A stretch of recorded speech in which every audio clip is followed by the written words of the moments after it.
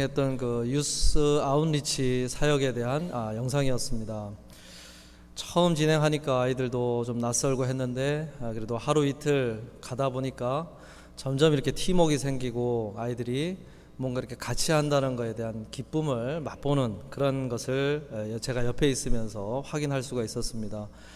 위에서 기도해 주시고 후원해 주신 모든 분들께 감사드리고 앞으로도 이런 사역이 힘있게 펼쳐질 수 있도록 많은 기도를 부탁을 드리겠습니다. 오늘 본문은 지난주에 이어서 주님의 제자들을 향한 염려의 말씀이라고 할 수가 있습니다. 뱀처럼 지혜롭고 비둘기같이 순결하라. 양을 이리 때에 보내는 것과 같도다. 이렇게 제자들을 염려하신 주님께서 오늘은 어떤 염려의 말씀 또 위로의 말씀을 하실지 좀 살펴보기를 원하는데요.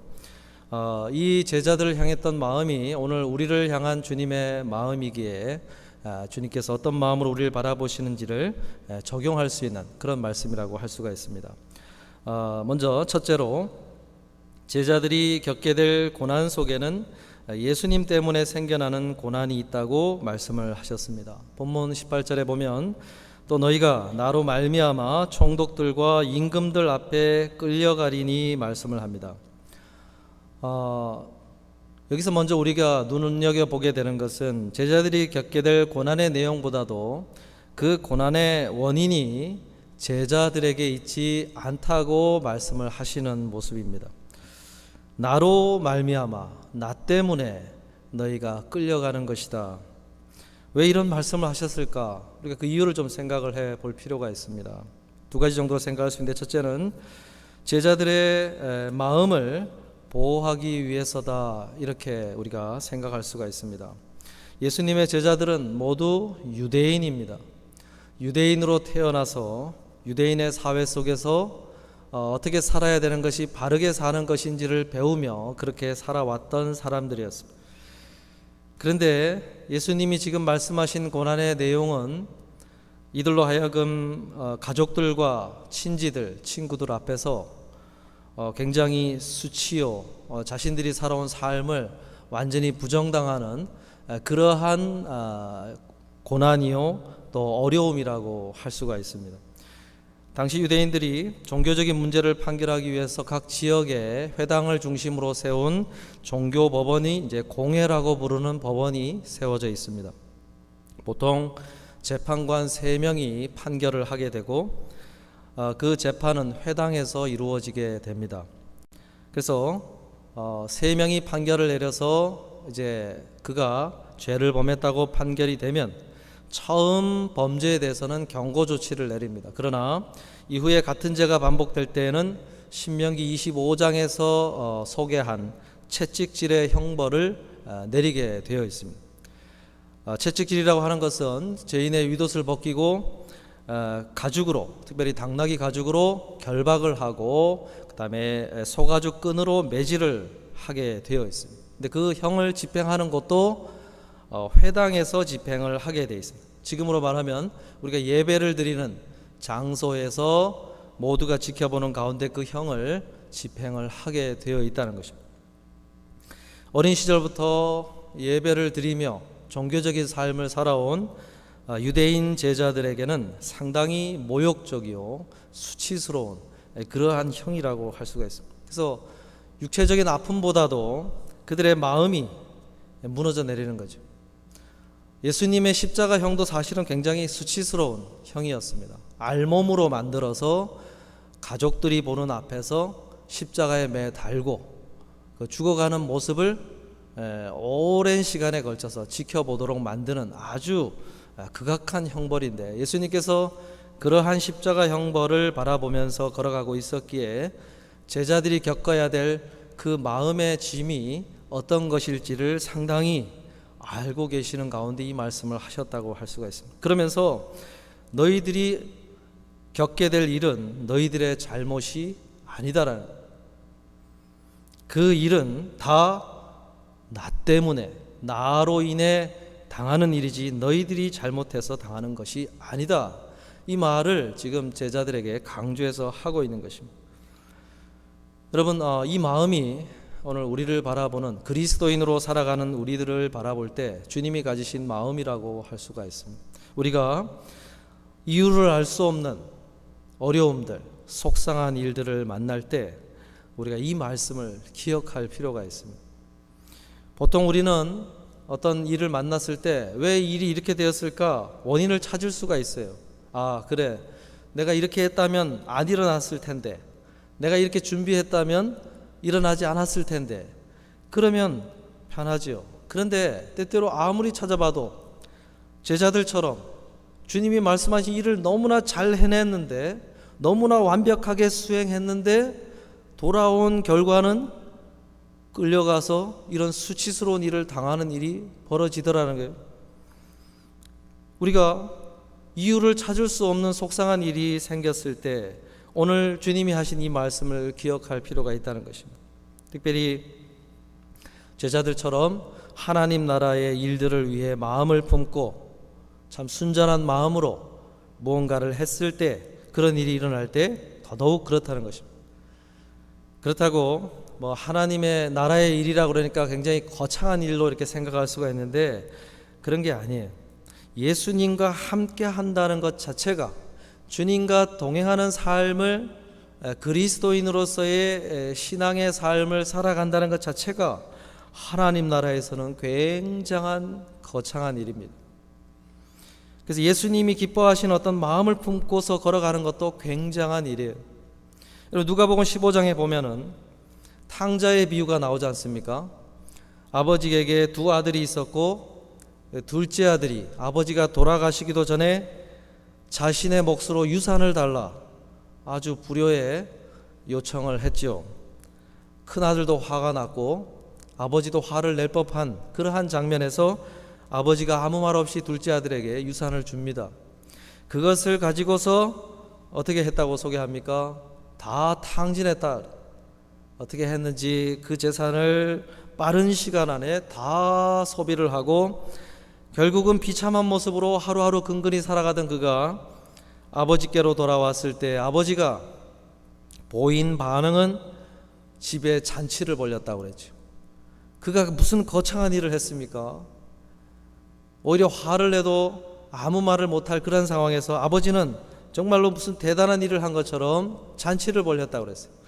근데 아버지가 거기서 잔치를 벌린 이유는 그가 어떤 거창한 일을 했기 때문이 아니라 그 고난을 통해서 아버지를 생각했고 아버지에게로 돌아갈 결심을 하고 그 아버지께로 돌아왔다는 것 그 자체, 그것을 대단한 일로 여기고 아버지가 잔치를 벌였다는 것입니다.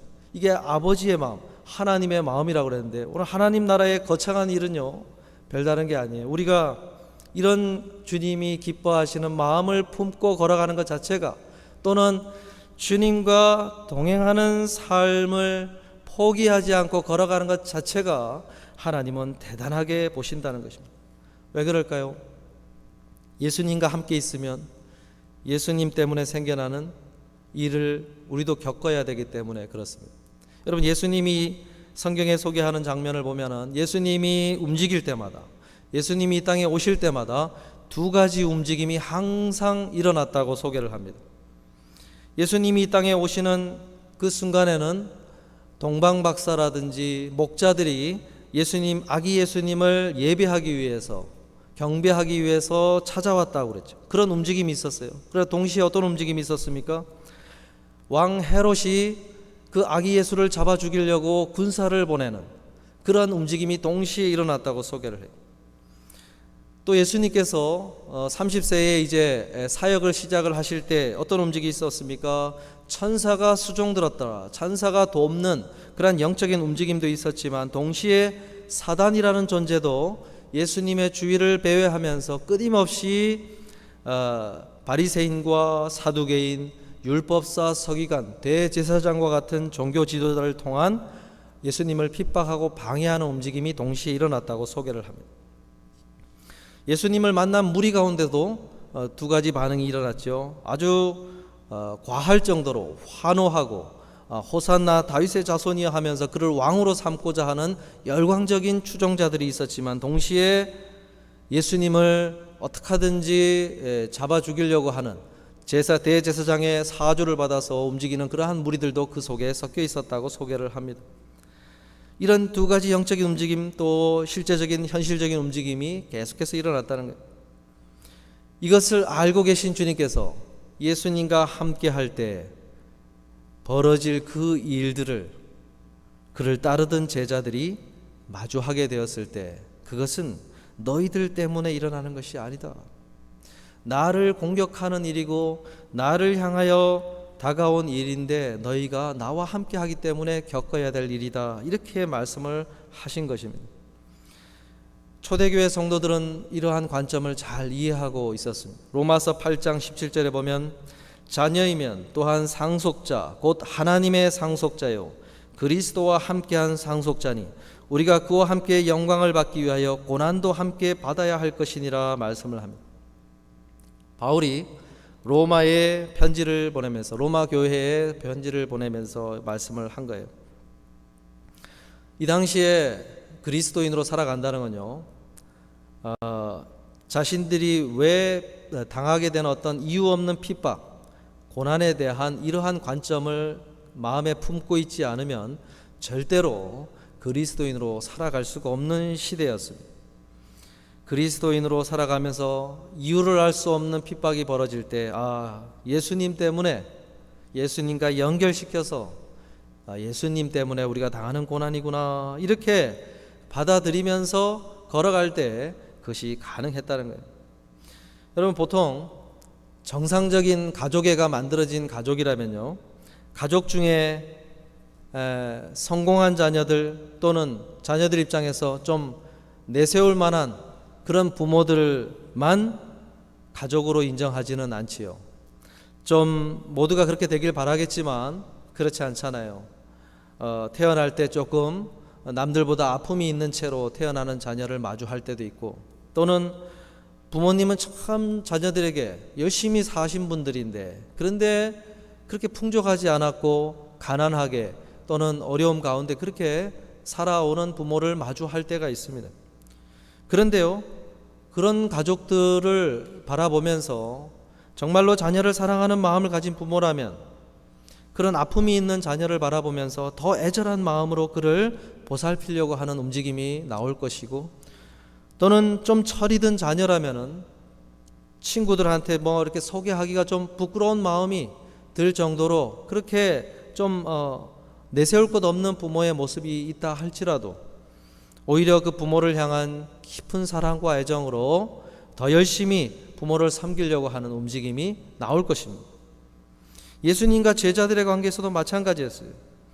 예수님이 사람들로부터 존경과 인기를 누리고 있을 때에 예수님을 따라다닌 지 얼마 안 된 제자들은요, 그때는 정말로 주님을 향해서 목숨까지 내놓을 정도로 그렇게 고백을 했습니다. 그런데 예수님이 군인들에게 끌려가면서 인기가 떨어지고 핍박받는 자의 위치로 가니까 다 도망쳤다고 그랬어요.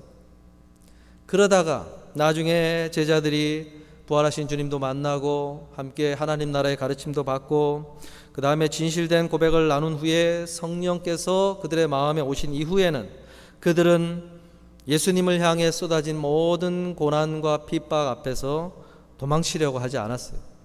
오히려 더 예수님을 향한 애절한 마음, 진실된 마음을 가지고 기꺼이 자신들의 신앙을 지켜가며 목숨을 내놓고 순교의 역사를 만들어 갔던 것이 초대교회의 제자들이었고 성도들이었다는 것입니다. 사랑하는 성도 여러분, 우리 모두가 예수님과 함께 할 때요, 이런 일들이 있습니다. 내가 주님을 믿는다는 것 이유 때문에 내가 열심히 하고 살아가는데 이유를 알 수 없는 고난, 어려움이 생길 수가 있어요. 이유를 찾지 못할 때 이 말씀을 꼭 기억하실 수 있기를 바랍니다. 어쩌면 내가 예수님을 믿기 때문에 생긴 고난이 아닐까. 어쩌면 내가 주님을 따르고 있기 때문에 주님을 향하여 벌어지는 일들 때문에 내가 당하고 있는 어려움은 아닐까. 이런 것을 생각하며 그 속에서 오히려 더 열심을 가지고 진실된 마음을 가지고 주님을 향해서 품었던 마음을 끝까지 붙들고 나아가는 그러한 믿음의 사람들이 되시기를 주님의 이름으로 축복합니다. 둘째로 제자들이 그 고난 속에서 서로를 공격하거나 비난하는 모습을 하기를 원하지 않으셨다고 할 수 있습니다. 여러분, 어려움이 생기면요, 그 원인을 나 자신 스스로에게서도 찾을 수 있지만 그렇지 않고 오히려 나와 함께 있는 사람을 향하여 그 비난과 어떤 책임을 떠넘기려고 하는 움직임이 우리 안에서 있을 수가 있습니다. 그런 일이 벌어졌을 때 내가 몸담고 있는 가정이나 공동체가 다툼이 일어나고 분열이 일어나고 깨어지는 그러한 일들이 생기죠. 굉장히 고난 앞에서 안 좋은 케이스라고 할 수가 있습니다. 고난 속에서 단합이 될 수도 있지만 분열이 될 수도 있는 거죠. 출애굽에 이집트를 나온 이스라엘 백성들이 가나안 땅으로 가는 그 40년의 여정 속에서 어려움을 마주했을 때 그들의 모습이 그랬어요. 그들은 어려움이 닥칠 때마다 누구를 비난했냐면 모세를 비난했어요. 그리고 모세와 아론을 비롯한 그들을 향하여 책임을 지라고 요구를 했던 모습이 이스라엘 백성들의 모습이었어요. 여러분, 우리가 하나님 안에서 교회 공동체에 몸을 담고 걸어가다 보면요, 점점 책임을 지는 자리로 나아가게 되어 있습니다. 뿐만 아니죠, 가정도 마찬가지죠. 내가 싱글로 혼자서 결혼 안 하고 지낼 때, 또는 자녀로서 그냥 지낼 때는 쉬워요. 무슨 일이 생기면 우리 엄마가 해결할 거야, 우리 아빠가 뭐 하겠지 하고 나는 책임을 지지 않아도 자연스럽게 그 가정에 책임을 지는 자리에 있는 아버지나 어머니를 향하여 책임을 떠넘깁니다. 그러면 쉬워요. 그런데 점점 시간이 지나면서 가정을 이루고 아버지가 되고 어머니가 되고 하면서 어떻습니까? 그 가정에서 일어나는 책임을 더 이상 떠넘길 수 없는 자리에 내가 있다는 사실을 깨달을 때가 있지요. 그리고 교회 공동체 속에도 마찬가지죠. 내가 마지막 책임을 지는 자리에 우리는 시간이 지나면서 나아가게 되어 있습니다. 예수님도 그러셨어요. 마태복음 13장 55절에 보면 예수님의 형제들 4명의 이름이 소개가 되고 이름이 없는 누이들을 소개를 하고 있습니다. 근데 이것이 마가복음 3장 32절에 가보면은 그 형제들이 다 예수님의 동생들이라고 표현을 해요. 그래서 예수님이 장남이었다는 사실을 우리가 알게 되고 그 밑에 동생들이 있다는 사실을 알게 되죠. 그런데 이 동생들이 이복 동생이냐 아니면 마리아로부터 출생한 친동생들이냐에 대해서는 조금 이견이 있습니다. 로마 카톨릭에서는 마리아에서 태어나지 않은 이복 동생들 내지는 사촌들이라고 생각을 합니다. 그러나 개신교에서 우리들은 전통적으로 예수님 이후로 마리아로부터 태어난 동생들이라고 이해를 합니다. 물론 그런 차이는 있지만 어쨌든 예수님께서 이제 장남으로 그 가정을 위치에 그런 장남의 위치에 있었다는 거예요. 그리고 누가복음 2장에 가보면은 예수님의 12살 때의 장면이 소개가 되고 있습니다. 그때는 아버지 요셉이 이제 등장을 합니다. 그런데 예수님께서 사역을 시작하시던 30세 즈음에는 그 요셉의 기사가 전혀 나오지 않고 있어요. 그래서 12세와 30세 이 사이에 그 요셉이 죽음을 맞이했다고 우리가 추정을 하고 있습니다. 그 외경을 비롯한 초대교회 전승에 의하면 예수님의 나이 18세 무렵에 요셉이 죽었고 그로부터 예수님께서 실질적인 가정을 돌보는 가장의 역할을 해야만 했고 그의 생업으로 택한 직업이 목수였다, 이렇게 전해 내려져 오고 있습니다. 아무튼 이른 나이에 예수님께서는 가정을 돌보시고 어머니를 모시는 그 실질적인 가정의 책임을 지는 자의 위치에 서서 오랜 동안 그러한 걸음을 걸으셨다는 거예요. 그러한 주님께서 자신을 따라온 제자들을 바라보면서 이러한 말씀을 하고 있다고 볼 수가 있습니다. 예수님께서는 제자들이 앞으로 교회 공동체를 이루어 가야 할 사람들인데, 그런 위치에 서서 최종 책임을 지는 자의 위치에 올라갔을 때, 그러한 핍박이 일어났을 때 오히려 옆에 있는 동역자인 다른 제자들을 향하여 너 때문이다, 이런 식으로 그 고난의 책임을 서로를 비난하는 모습으로 했을 때 그 교회가 어떻게 되겠습니까? 사분오열, 깨어지고 틀어지고 흩어질 수밖에 없는 그런 모습이 될 것을 염려하셔서, 그러한 상황이 되었을 때 서로를 비난하지 말고 이것은 예수 그리스도를 향한 공격이고 고난이고 모든 책임과 원인이 주님께 있다라고 여기라고 말씀을 하신 것입니다. 사랑하는 성도 여러분, 우리가 혹 가정에서 또는 교회 공동체 속에서 이러한 책임져야 될 자리에 있으면서 여러 가지 어려움이 다가왔을 때, 힘들고 어려운 순간일 때 이 말씀을 기억하면서 모든 것의 책임이 내가 지는 것이 아니지 주님께서 지시겠지 하면서 그 어려움들을 이겨나가라는 것입니다. 그것을 주님이 기뻐하신다는 것입니다. 그것을 원하신다는 것입니다. 여러분, 우리 새생명교회가 이 코비드를 거치면서 참 어려운 시기가 많이 있고 지금도 어렵지 않습니까? 이번 여름에 참 많이 출타를 하셨는데 그 과정도 사실 쉽지가 않았습니다. 그런 어려움들 속에서 제가 그런 생각을 했어요. 오늘 말씀 묵상하지만은, 그래, 참 어깨가 무겁고 힘이 드는 순간이 다가왔을 때 내가 책임질 문제가 아니겠지, 그리고 주님이 책임지시겠지, 이렇게 하니까 마음이 굉장히 가벼워져요. 여러분, 가정도 마찬가지예요. 우리 아버지 어머니들, 특별히 이 미국에 참 어디 기댈 것 없는 이곳에서 걸어가시면서 힘든 순간들이 참 많지 않습니까? 아내한테 얘기하기도 좀 그렇고, 그죠?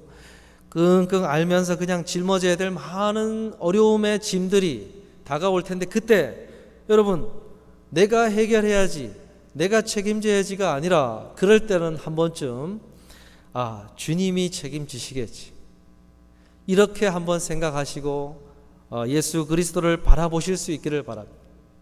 그럴 때요, 주님이 그것을 기뻐하신다는 거예요. 그러면서 주님께서 내가 걸어갈 때 주님께서 책임지시고 그 모든 어려움들을 이겨나갈 수 있도록 도와주신다는 거예요. 이것을 여러분 기억하시고 이 말씀을 꼭 마음에 품으실 수 있는 우리 모두가 되시기를 주님의 이름으로 축복합니다. 셋째로, 예수님은 제자들이 겪는 고난을 새로운 기회로 사용하실 것이라고 말씀을 하셨습니다. 본문 18절 다시 보면, 이는 그들과 이방인들에게 증거가 되게 하려 하심이라 말씀을 합니다.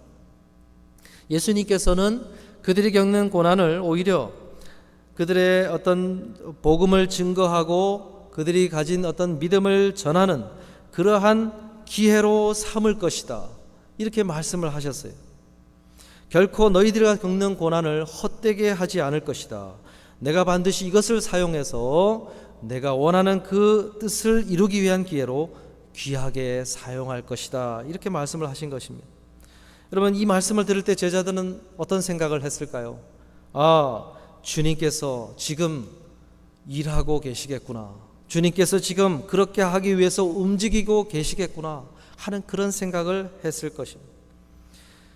여러분, 내가 그런 이유를 알 수 없는 고난을 마주했을 때 꼭 기억할 것은 주님께서 일하고 계신다는 것입니다. 전도자 스데반이 그 복음을 전하고 예수 그리스도를 전하다가 돌에 맞아서 죽어가게 되었을 때 성경이 예수 그리스도의 모습을 소개를 하지요. 주님께서 어떤 모습을 하고 있다고 소개를 합니까? 주님은 하늘 보좌에 가만히 앉아 계신 모습이 아니라 일어서신 모습으로 스데반을 바라보았다고 소개를 했어요. 원래 예수님께서는 십자가에서 달려 죽으신 이후에, 무덤에서 살아나신 이후에 40일간을 지내시면서 그들에게 하나님 나라의 일을 가르치신 후에 그들이 보는 가운데 승천하실 때 그 모습을 어떻게 소개하냐면, 마가복음 16장 19절에 보면은 주 예수께서 말씀을 마치신 후에 하늘로 올려지사 하나님 우편에 앉으시니라 말씀을 해요. 앉아 계시는 모습으로 성경이 소개를 했습니다. 이제는 모든 일을 이루신 후에 승천하셔서 모든 권세를 가지시고 모든 영광과 예배를, 온 교회 예배를 받으시는 모습으로 소개가 되었는데, 그런데 그 예수님을 일어서도록 만든 자가 누구냐?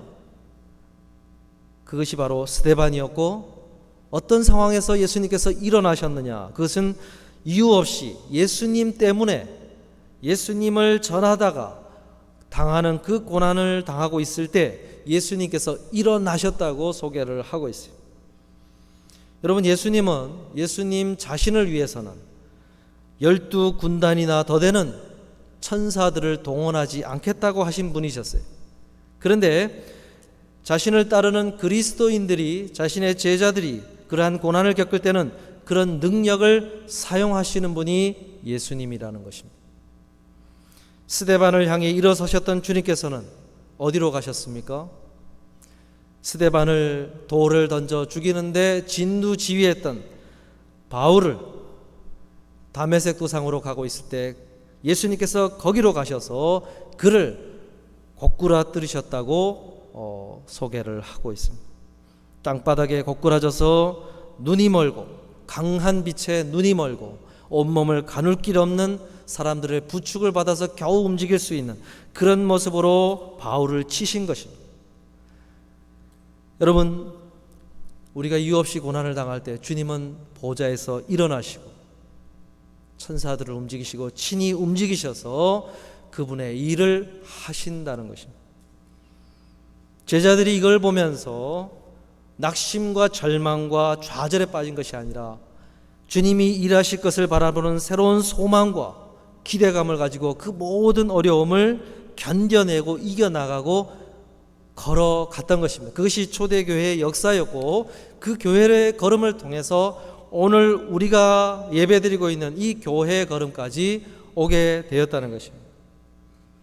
사랑하는 성도님, 이 사실을 기억하시고 나의 고난 앞에서 일어서실 주님을 바라보고 주님이 움직이셔서 이것이 나에게 좌절이 아니고 낙심케 만드는 일이 아니고 오히려 이 일을 통해서 주님이 새로운 일들을, 또 우리가 기쁨과 위로를 받을 수 있는 그러한 기회로 만드실 그 주님을 바라보실 수 있는 우리 모두가 되시기를 주님의 이름으로 축복합니다. 말씀을 마치려고 하는데요, 본문 19절 20절에 보면은 너희를 넘겨줄 때에 어떻게 또는 무엇을 말할까 염려하지 말라. 그때에 너희에게 할 말을 주시리니 말하는 이는 너희가 아니라 너희 속에서 말씀하시는 이 곧 너희 아버지의 성령이시니라 말씀합니다. 여러분, 이 고난 속에서 제자들에게 또 무엇을 경험하게 될 것을 말씀하신 것이냐면, 성령이 눈에 보이지 않은 형태로 너희들 속에 거하신다고 약속하셨는데, 성령이 너희들에게 거하시는 줄을 이 고난 속에서 경험하게 될 것이다.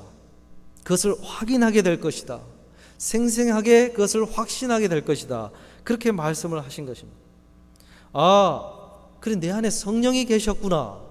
이것을 그러한 고난 속에서 확인하게 될 것이라는 것입니다.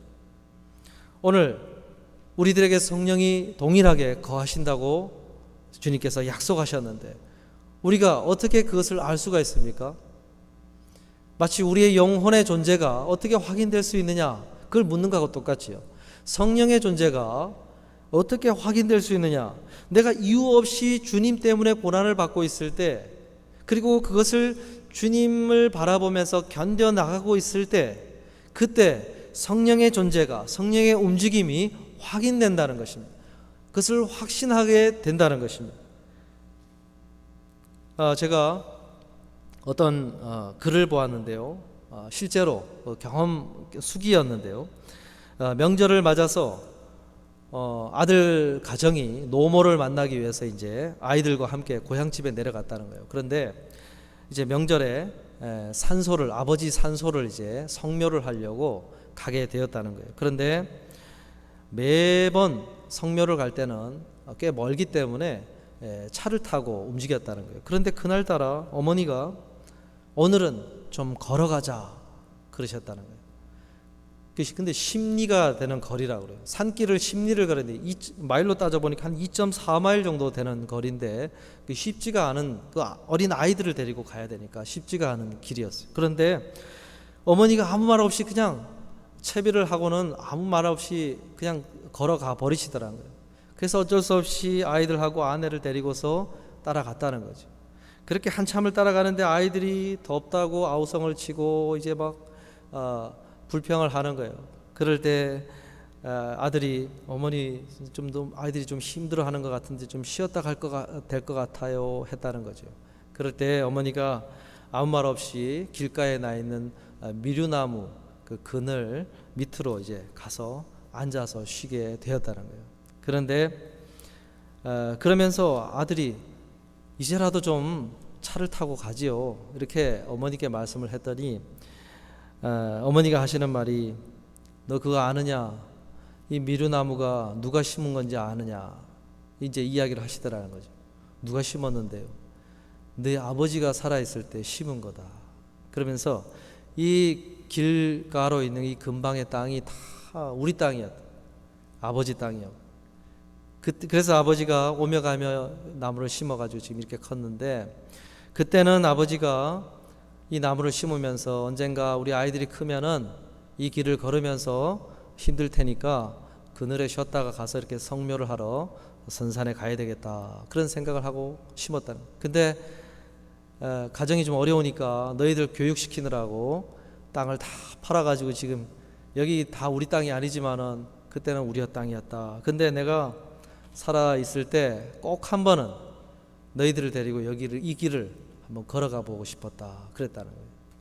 그제서야 이해가 되면서 그래요 하면서 이제 아무 말 없이 걸어가면서 그 아버지가 자신들을 생각하며 심었을 그것을 바라보면서 가슴 뭉클한 감동을 가지고 걸어갔다는 그런 글을 읽은 기억이 있습니다.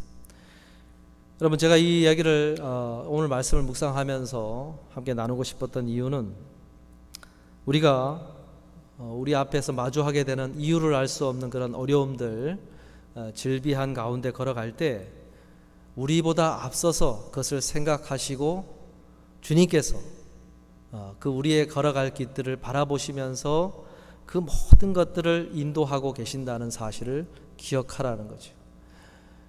예수님을 믿는다는 이유 때문에 겪어야 될 그런 어려움들이 있는 것을 바라보면서 우리가 걸어갈 때 마주하는 그 고난이 헛된 고난, 그냥 단순히 어려움으로 끝이 나지 않도록 하기 위한 모든 장치와 모든 섭리를 주님께서 계획하신 가운데 그것을 마주하도록 하셨다. 이것을, 이 주님의 마음을 기억하면서 우리가 어려움을 마주할 때 불평과 원망과 그냥 좌절과 낙심, 그러한 것들이 아니라 주님을 바라보면서 무슨 뜻이 있겠지, 또 주님이 뭔가 기회를 만들고 계시겠지 하면서 그 길을 걸어가는, 그것이 오늘 우리들에게 필요한 걸음이라는 것입니다. 여러분, 초대교회 성도들은 그렇게 걸었고 그렇게 걸었기에 오늘 우리가 그 뒤를 따라 걸어갈 수 있게 된 것입니다. 오늘 우리가 그것을 잘 걸어간다면 또 나의 자녀들이, 이후에 걸어오는 사람들이 그 걸음을 걸을 수가 있게 된다는 것입니다. 그것을 기억하면서 오늘도 힘있게 묵묵히 그 길을 걸어가시는 우리 모두가 되시기를 주님의 이름으로 축복합니다. 기도하겠습니다.